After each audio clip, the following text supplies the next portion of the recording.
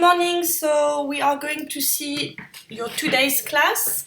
We're going to see one more verb than what we saw last week, and I'm going to give you more details about a verb that we saw last week already. So today we're going to see the verb s'appeler. You know it already because we saw it when you give your name. So you say je m'appelle.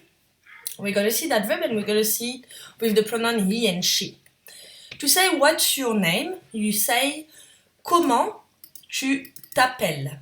Comment tu t'appelles. That is what's your name, to ask the question.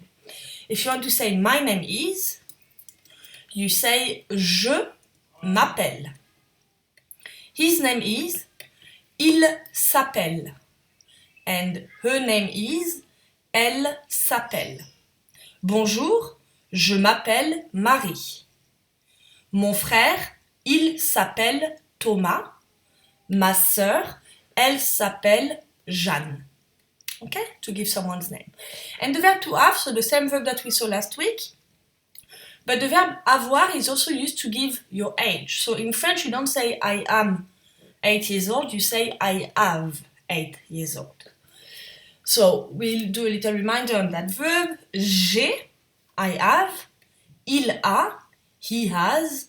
Elle a, she has. Alors, in French, the verb avoir is also used to give someone's age.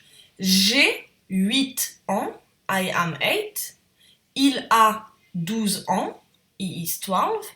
Elle a 19 ans, she is 19.